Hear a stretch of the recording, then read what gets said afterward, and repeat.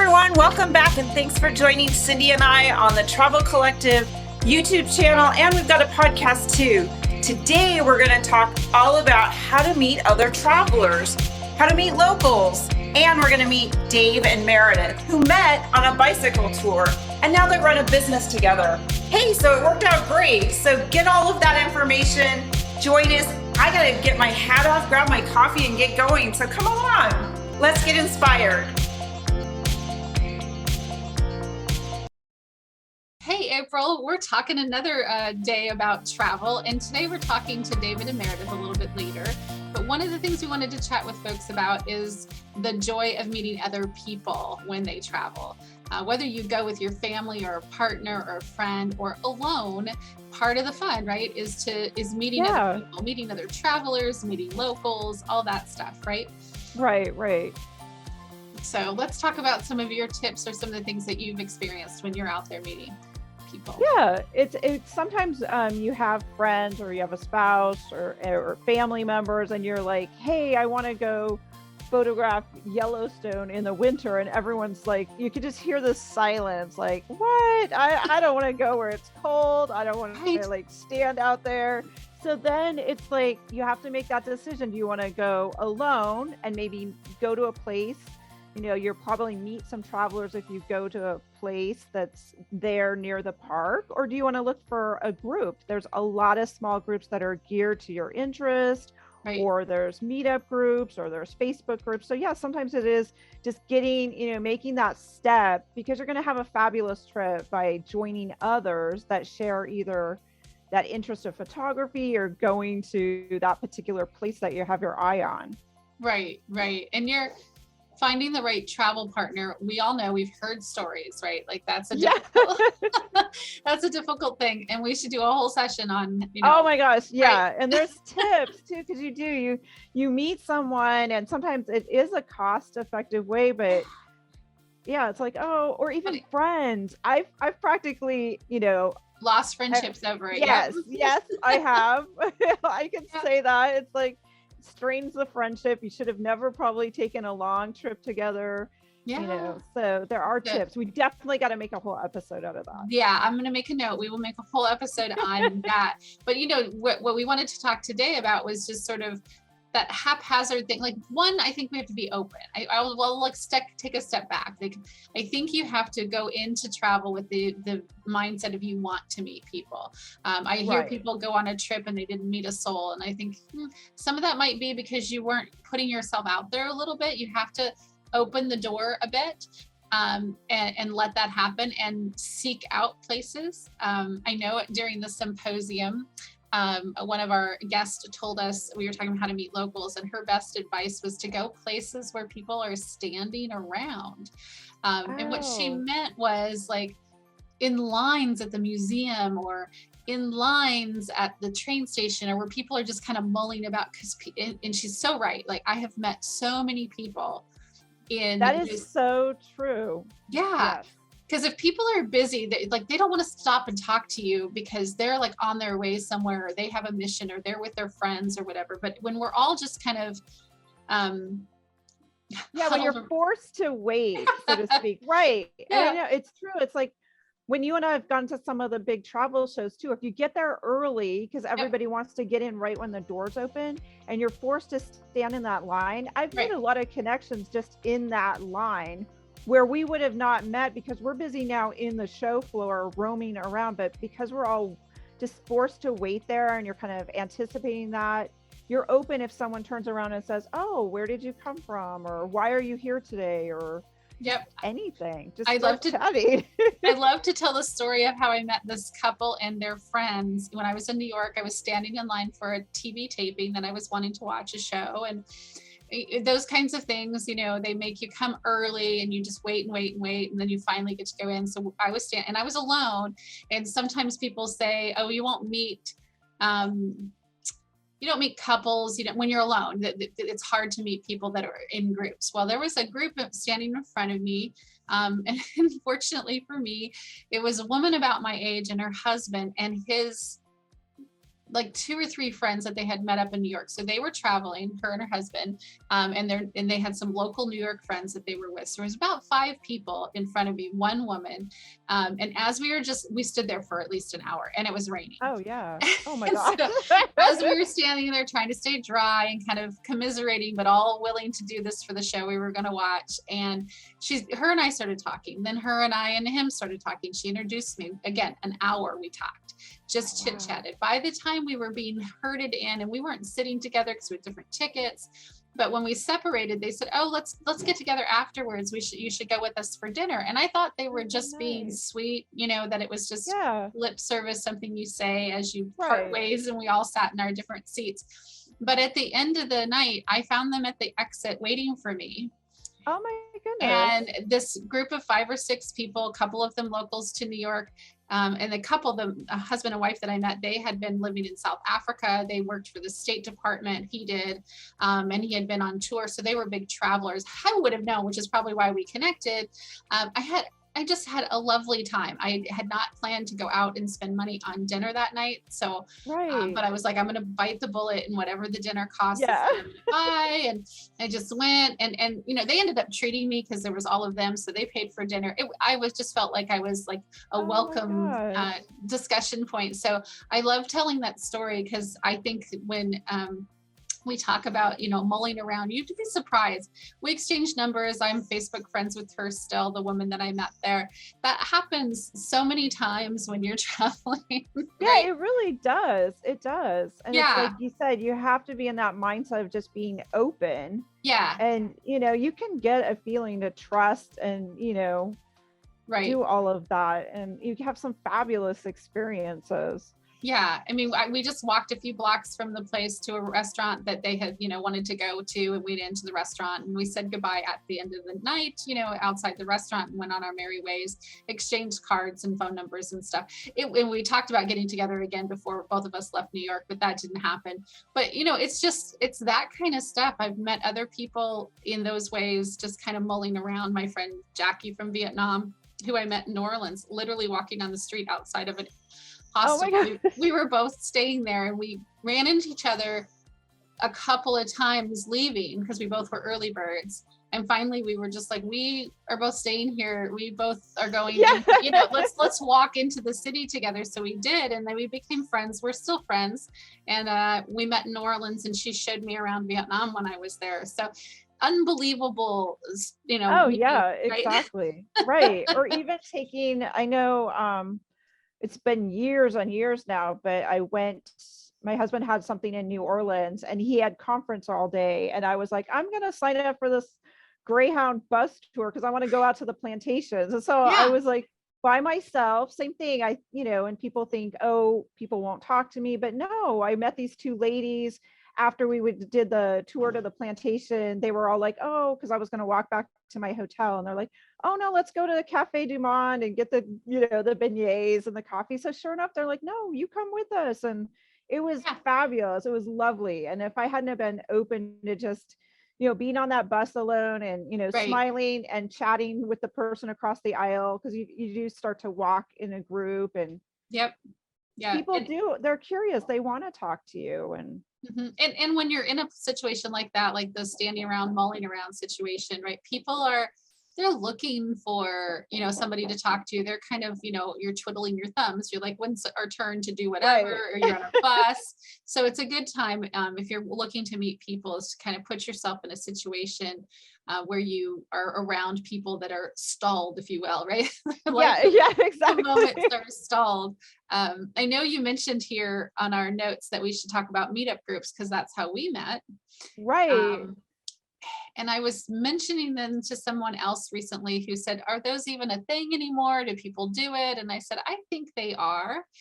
And I also, one of the things that we've discussed about those types of meetup or any other organization that is established with the intention of you meeting people, the people that come to those events, the people that show up, they are the nicest people. They are the most open because they come with the same purpose. So it's much easier to meet someone in that situation, because almost everybody that shows up at a meetup is trying to expand their circle. That's the whole reason they joined, just like Exactly. you, right? Right, So exactly. finding an organization or a group that allows you to kind of join, where its purpose is to connect at others, I think you'll find that's easier too. And I've joined. And I think, yeah, I think Meetup is still very viable. I Me get that too. question too. And we host coffee chats, and the same thing. We get people that are still wanting to connect with other travelers, wanting Right. to even if they can't travel maybe right now, right this moment, this year's not good for them. We all have personal things that happen.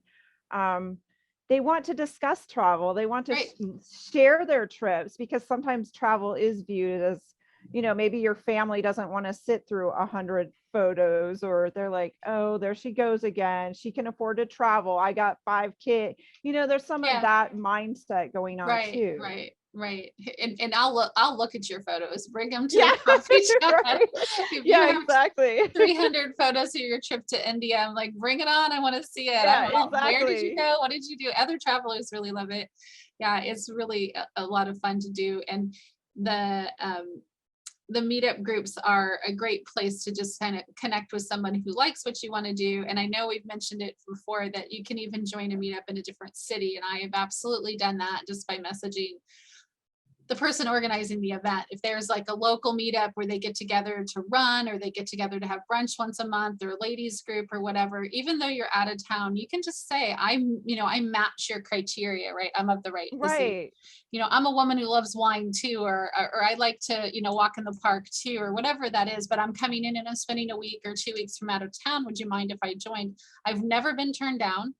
And that's a really great way to meet locals who share your love of whatever it is: yoga, walking, hiking, reading, wine, travel. Right, it really is, and you'll make new friends too, Yeah. potentially. I mean, or have an amazing experience. So I highly encourage, checking through the meetup groups and searching if you're looking, like you said, to go to another city, or even if it's not today, it's 6 months from now, start having that conversation. Right. I look for those things when I'm planning to go. It gives you a different connection, a different experience, because when I go to like a women's wine tasting thing in, North Carolina somewhere where it's locals, it's different than going on a tour, right? Because on a tour, I'm going to be Yeah. sitting with other travelers.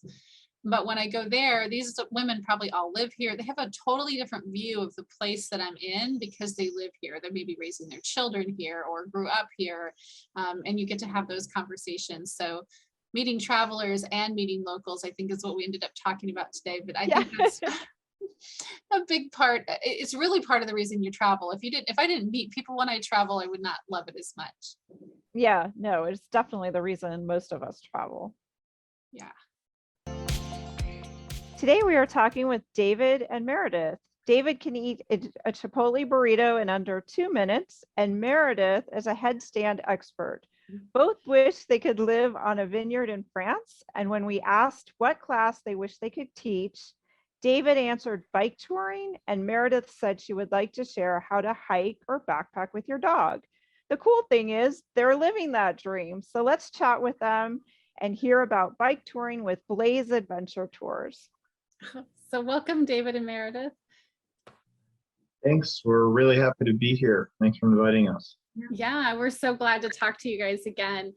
So we want to just hear the story. I think you've mentioned to us before, David, but can you tell us the story of how you guys met? Well, we met through triathlon in college, but how we got together was one day we were friends. I asked Meredith, oh, I'm going to go on a bike tour across France. Do you want to come? And I was just kind of joking, and Meredith said, yeah. And then we started planning it, and then we started dating and haven't looked back. That's amazing. Well, that's great. How long have you been doing it, and what types of tours do you guys offer? So we've been touring ourselves for, I don't know, together 4 years, but probably 6 or 7 years. And we've only been leading tours for about a year or so now. So we lead tours just mostly right now on the East Coast of the United States. So the Seino Canal, Blue Ridge Parkway, kind of those kind of areas, but we're trying to expand and lead to tours in different places and reach different folks. That's amazing. So I know I asked this before too, but I'm going to find out again. Does someone need to prepare? I know when people talk about bike tours, a lot of people get intimidated that I'm not a biker. I've not ridden 20 miles in a day. Like, what do I need to know to be able to take a Blaze adventure tour? I would say you definitely need to know how to ride a bike. Right. But also, as like part of the sign up package, kind of include like not really a training plan, but just like a recommended duration that you should be able to ride by the time the tour comes around. So I think for the C&O Canal, for example, we said you should be able to ride for like 3 to 4 hours. Yeah, and it sounds scarier than it is. Like, oh my gosh, 3 to 4 hours. But what I usually tell people is if you are just comfortable, mostly if your butt is comfortable being on the bike for about that amount of time, you're going to have more fun. Or the range, some of them, like the C&O Canal is a great example. It's very flat. It's very laid back. You're not going very fast because you have all day to get there. You know, do you need to train? I would, if you want to have fun, get on your bike a bit, but it's not so necessary. Then we have other tours like the Blue Ridge Parkway where you're going the height of Everest like twice over that. So you should probably be in pretty good shape. That's a tougher one. But we try to offer something for. And we try to very clearly label them as like beginner versus more advanced, so you know what you're getting yourself into. Yeah, that's good, because I think that would help, you know, because there are some people that they really want an aggressive tour, right? They're bigger bikers, so you're kind of catering to both groups, right? That's fantastic. Yeah, and I noticed you've got some tours coming up for 2022. So do you want to give us a quick synopsis of the places you're going? I know you just mentioned the canal, the C&O Canal or something in Appalachia, maybe. So just kind of outline which months, which places, give us an idea on that. Yeah, definitely. We have 4 tours scheduled right now for next year. And if there's enough demand, we'll have more. So the first one is the Blue Ridge Parkway. It's June 18th through 26th. And that's the big one. It's 9 days. We're doing like 50 to 60 miles most days. We'll be going up Mount Mitchell, which is the tallest mountain this side of the Mississippi. It's not so big as maybe your California mountains, but it's pretty big, almost 7,000 feet. And that'll be a great trip. That's probably for more experienced cyclists, if that's you. And then July 9th and 10th, we actually have a beginner's bike trip, and it's near the Maryland-Pennsylvania border on the Northern Central Rail Trail. And so that trip is per nighter. You have all day to ride about 3 hours, and it's in the summer, so we are including a little tubing excursion along the way where you can tube down the river. And that'll be zero experience needed. If you don't know, camp will help you. So that should be great. Then we follow that with the Skyline Double. It's on Skyline Drive in Shenandoah National Park, which is one of the most visited parks in the United States. And so this is a route, if you're from the DC, Metro Virginia kind of area, it's a destination route. And one thing that most people haven't done is ride all the way across in one go. And fewer people have done it both ways. So this is a chance for people with some support to do the Skyline Double and go back and forth. And again, that's probably for a more experienced cyclist. And then the last trip is the C&O Canal Tour, October 14th through 16th. It'll be nice and cool. The leaves might start changing in the area. So if you're from out of town, that's always great to see. And this is kind of an all skills levels tour. The days are on the longer side, but it's very, very flat. It's very well supported. So if you want to check out the historic C&O Canal that runs from Cumberland, Maryland to Harper's Ferry, West Virginia to Washington, D.C. down in Georgetown, come join us. Yeah, got it. Those sound amazing. I am so excited. I want to take that last one that you were talking about. So that's as I'm listening and making note of what dates. We've got a few seconds left. And one of the questions we were thinking to ask was, what does a typical day sound like or look like? Can you tell us like how that goes? Like how many hours? And I think you said 3 or 4 hours on the bike. And what else are you doing besides riding bikes? Well, you definitely start the day with some coffee. And on the first day, We're in. we all provide pancakes, blueberry pancakes. Dave's famous for them. And then as far as like biking days goes, yeah, we'll wake up, we'll have coffee. For some of the harder tours, the longer days, it'll be on the earlier side for trips like the NCR beginner's trip. But really, you could probably sleep if you wanted, but start the day maybe around like 8 or so. And then usually like ride, I think for the CNO Canal trip, for example, we rode like 20 miles, and then we'd have a support stop with like snacks and drinks and lunch. And then you go another 20 miles, another snack break, another 20 miles. And then in between that, depending on like who you're riding with, you might want to like break it up even further than that. Like maybe they still have like food and things with you every like maybe 10 miles or an hour, for example. You stop and you make sure you regroup, you get everybody back together, make sure everybody's bikes are working well, have some snacks, and then See the sites, we try to plan our tours. So along the way, maybe there's a side hike or there's a waterfall that we want to go off and see or things like that. A brewery, yeah. And then every day we always try to end with some type of group activity. So it might be a short hike. Like on one tour for the Skyline Drive, there's a sunset hike because it's a short hike to the top of a little mountain. Other ones we might take everyone out to a brewery. Sometimes it'll just be everyone getting together around the campfire. That's one thing that we found in our lives. We want to bring to other people. It's that camaraderie that you build with your fellow travelers that really makes everything special. So sometimes it's not even a big mountain. It's a funny inside joke around the campfire with everybody. So along the way, we do try to stay together, like Meredith is saying, and everyone gets to have a great time on it. Yeah, I love that because I've taken some bike tours, and I like that you're stopping every once in a while to gather the group, because everybody rides at a different pace, and some people get tired sooner, or you get your second wind and then they take off. But like you said, David, it's about the people you meet and then hanging out. So kind of keeping us together would make it so much more fun. So easy to get tracked. But I think our timer went off when we were in the middle of talking. So that is our 7 minutes, right? And so we're going to end here. So we're going to ask that folks join us over on our podcast. You'll see the description or the notes for that in our description. And we're going to keep talking with David and Meredith a little bit more to hear some stories and some of the things that they've done. So thanks, guys, and we'll talk to you in a bit.